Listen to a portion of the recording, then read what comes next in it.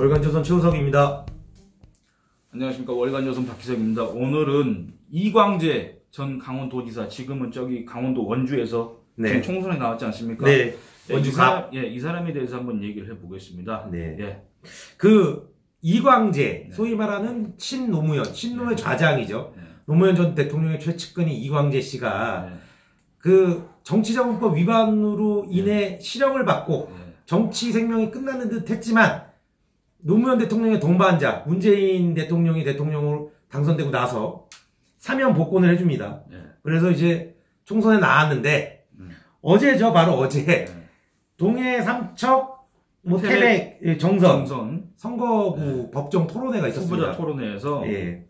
무소속 후보가 네. 이제 더불어민주당 후보한테 네. 이렇게 질문을 했다는 거 아닙니까? 네. 정치자금법 3회 위반, 네. 절도, 네. 공문서 위조 등의 부적격자가 공직선거에 출마한 것에 어떻게 생각하느냐 이렇게 물었습니다. 그렇죠. 그러니까 요거에 대해서 아까 언급했지만 네. 말씀드린다면은 이제 이광재 씨는 써낸문그룹과 제일저축은행 그다음에 박연차, 네. 태광실업 회장에게서 불법 정치 자금을 받은 네. 그걸로 해서 이제 정치자금법 위반. 네, 그렇죠. 그거 했지 않습니까? 네. 그다음에 이게 공문서 위조는 뭡니까? 공문서 위조도 있습니다. 이 사람이 네. 공문서 위조가 뭐냐면은 과거에 네.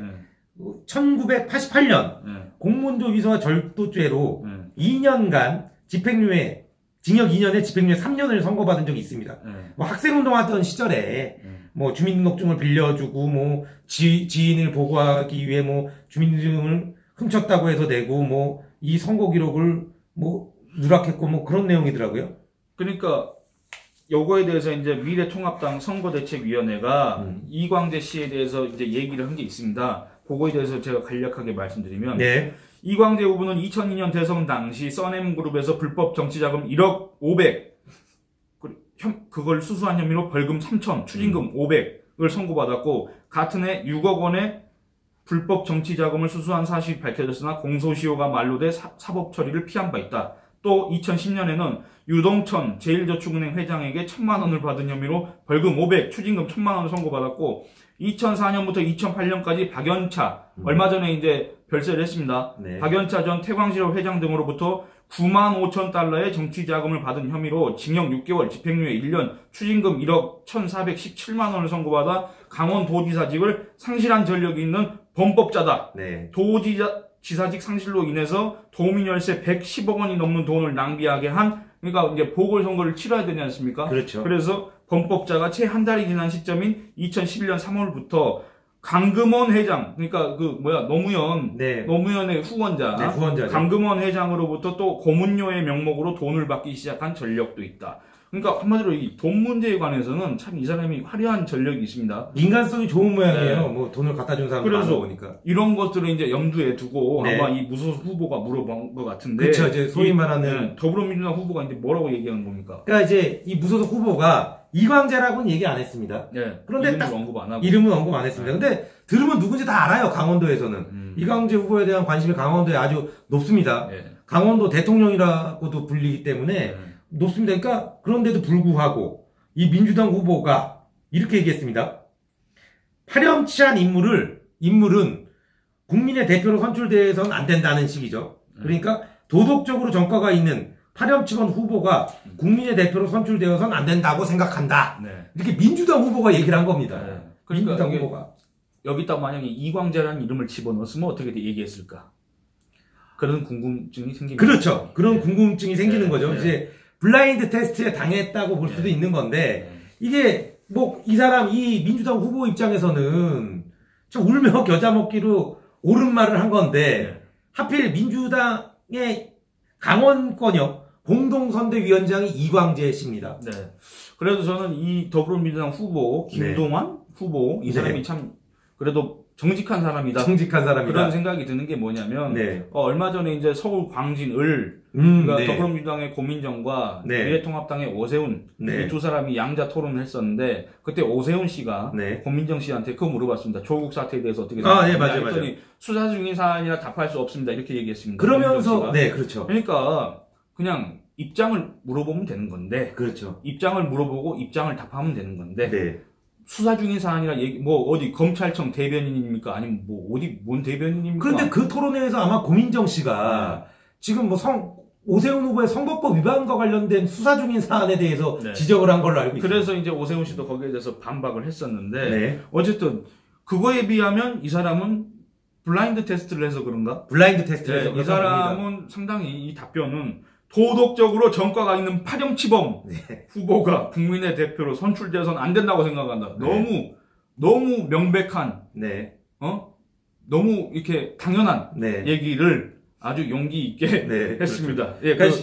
그러니까 결론적으로 같은 당 그것도 자기가 선대위원장으로 있는 강원도 지역 후보에게조차 파렴치범으로 너는 국회의원 되면 안 된다라는 얘기를 들은 겁니다. 이광재 씨는. 그리고 만약에 이제 뭐 좀 이렇게 고의적으로 예를 들어서 신체를 좀 손상을 시켜가지고 군대 안 가는 사람은 뭐 어떻게 국민의 대표 자격이 있습니까? 예를 들어 박근혜 대통령이 됐을 때 이런 질문을 받은 적이 있습니다. 여성이라서 이제 군대를 안 갔다 왔는데 국군 통수권자의 임무를 수행할 수 있겠느냐? 이런 질문을 받았을 때 그거는 수행할 수 있다고 생각을 했습니다. 그런데 본인이 가지 않으려고 군대를 회피하거나 이렇게 해서 안 간 사람이 과연 국민의 지도자가 될 수 있을까요? 저는 없다고 봅니다. 누굽니까 그 사람이 또? 그러니까 지금 하필 월간조선이죠. 이거 월간조선의 특종 중에 하나인데 2005년 6월호 월간조선은 당시에 열린우리당 이광재 의원이 대학생 때 스스로 오른쪽 두 번째 손가락을 잘랐고 이후 이 때문에 군 입대가 면제됐다고 보도한 적이 있습니다.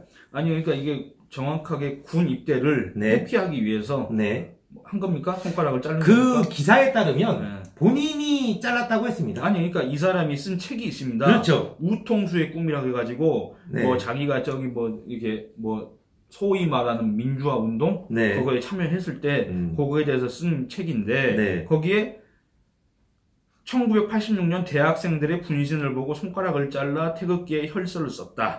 이렇게 이제 기술을 했다는 겁니다. 그래서 손가락을 1985년, 그러니까 그 손가락을 자르기 전년도에 신체 검사를 받았을 때는 2급 현역 판정을 받았는데 손가락을 자르고 나서 1986년에 입대를 해서 이 손가락이 잘렸기 때문에 귀가 조치와 함께 군 면제 판정을 받았다. 이겁니다. 그러니까 이게 과연 고의적으로 군 면제를 염두에 두고 손가락을 잘랐나? 거기에 대해서는 이제 뭐 이견이 있을 수 있겠죠. 이광재 씨가 할 말이 있겠지만은 어쨌든 이 신검을 받고 나서 손가락을 잘라서 그거에 대해서 이제 재검을 해서 면제 판정을 받았다. 요거는 이제 사실이지 않습니까? 그렇죠.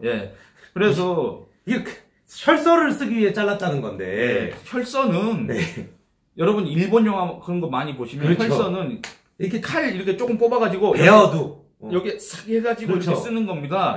손가락을 누가 잘라가지고 그 손가락 자른 걸로 이렇게 막 씁니까? 혈서를? 제가 그러니까 아파서 쓸 수 있겠습니까? 이게 아파서. 그러니까 상식적으로 이해가 안 되는데 뭐 이광재 씨가 거의 삼국지에 나온 관우 같은 사람이라면 그 인내심이 아주 그렇게 강한 사람이라면 그럴 수도 있는데 어쨌든 이런 의혹이 있는 사람이 지금 현재 국민의 선택을 받기 위해서 총선에 나와 있습니다. 게다가 만약에 이제 이광재 씨가 강원도에서 다시 이제 복귀를 정치권으로 이제 복귀를 하게 된다면 이 사람도 이제 만만치 않은 잠재력을 가진 사람 아닙니까? 그럼요. 일약 대권 주자로 뛰어오를 수 있습니다. 그러니까 여러분들 생각해 보시면 뭐 안희정, 이광재 이런 사람들 있지 않습니까? 지금 이제 안희정이 사라진 상태에서 이광재가 어떻게 보면 그거 집중 조명을 받을 수 있는 상황입니다. 왜냐면 안희정이 여러분 생각해 보시면 안희정이 지난 대선 더불어민주당 대선 경선 때 문재인에 이어서 2등이었지 않습니까?